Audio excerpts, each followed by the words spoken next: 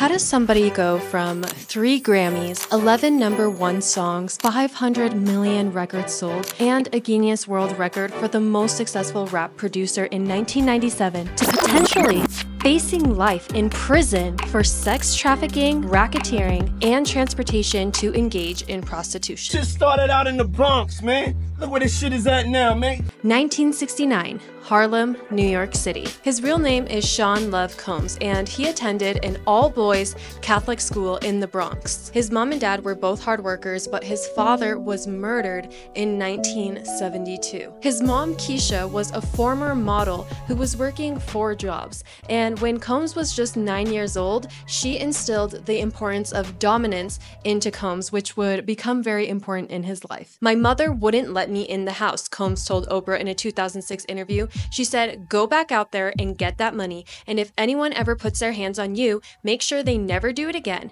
She knew the reality. If people smell weakness, they take advantage of you. You have to defend yourself. This happened when Combs was 9 years old and another kid stole money from him. If you're like me, you're wondering why Combs had all of these strange nicknames. He says that when he was in school, he used to huff and puff when he got angry, and that's why other kids in high school began to call him Puffy. We can see that Combs definitely took the work ethic of his parents. He started working as a paperboy when he was only 12 years old. He also worked at a gas station, a Mexican restaurant, and he even sold lemonade. He then went on to become a major in business administration at Howard University. It seems like this is when his obsession and love for parties began. He was the king of dance parties, and he was also running an airport shuttle service, all while taking his classes. Like various other multimillionaires, he dropped out of college, but he did it to pursue an internship with Uptown Records. Because of his work ethic, he landed the position of talent director. This guy was so good at his job that he became vice president and had a lot of success producing for people in Uptown Records. Perhaps Combs felt like he had too much talent to stay, so he left the company in the early 1990s. Unfortunately, drama became very common in his career. He was setting up a charity basketball event in Harlem City College campus just after Christmas. 5,000 people came and a stampede happened where 9 people were killed and dozen others were injured. There were no criminal charges against Combs.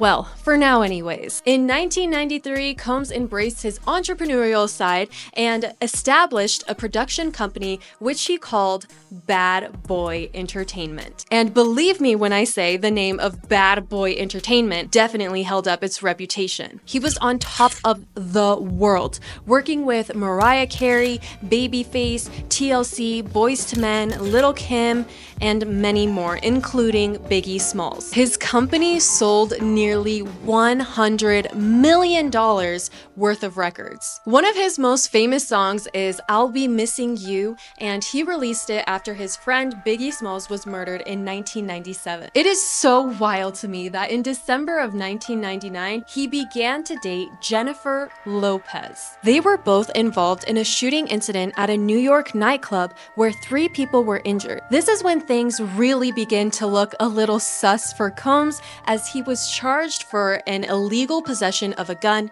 and for bribery. Perhaps the fact that he was cleared of all charges made him feel like he was invincible. P. Diddy was also making huge moves in the movie industry. He was in movies such as Made, Monsters Ball, Carlito's Way, Rise to Power, Get Him to the Greek, and Muppets Most Wanted, as well as Girls Trip. As of September 2024, P. Diddy is estimated to have a net worth of over $600 million. And yet, that is not going to stop him from facing life in prison. A lot of times entrepreneurs will engage in many various businesses. P. Diddy was involved in selling liquor and also purchasing an NFL team. He joined Stephen Curry's Carolina Panthers. It baffles me how he's able to juggle this insane life. He's also the dad to 7 children, which come from 4 different women. So on top of his family life and his many business ventures, he's been facing many lawsuits. In 2023, multiple women filed lawsuits against him, claiming that he's been sexually assaulting them. His ex-girlfriend Cassie claims that he physically abused her, forced her to do it with him and other men during the course of their relationship. Yet despite these many allegations, P. Diddy took responsibility and denied them all. It's insane that he denied these allegations because there's video footage of him grabbing Cassie by the hair,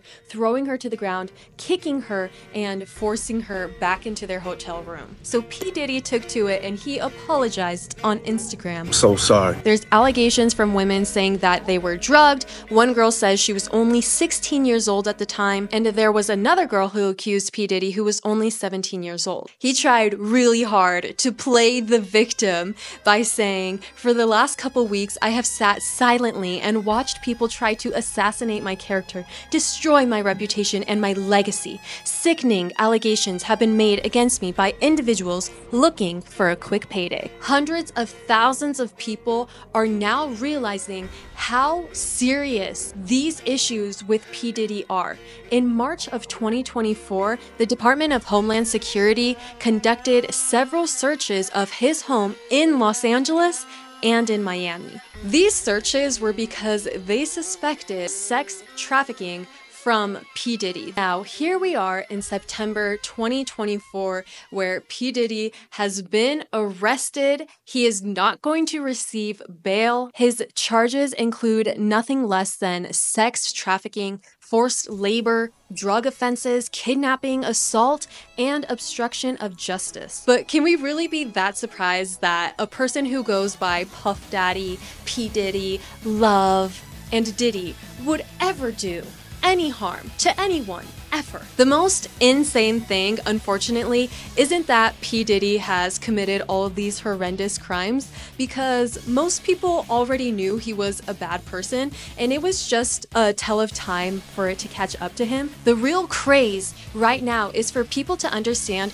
what other celebrities are wrapped into this and exposing what a huge problem and push there is for this type of disturbing behavior in our media. People like Usher have been wrapped into this. He has deleted his ex account and he claims that his account got hacked.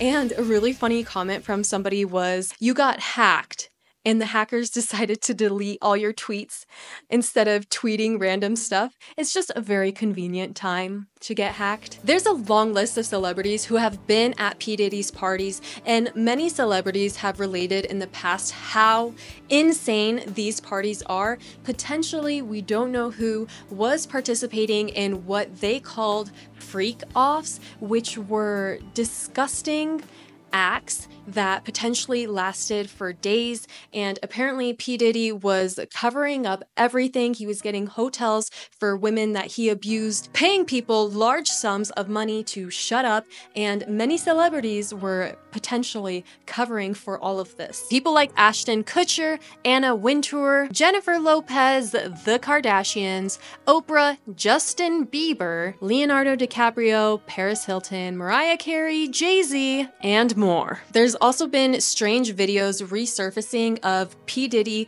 with Justin Bieber, telling him that he should call him more, and it's just super creepy because Justin was so young. I saw on a Ben Shapiro video about the topic that there's also clips resurfacing of Khloe Kardashian saying that she was at a P. Diddy party and everybody was naked. I believe that this is a great moment to look around your life and be so grateful for everything that we have. Please make sure you're subscribed to my channel. I'll see you next time. Bye!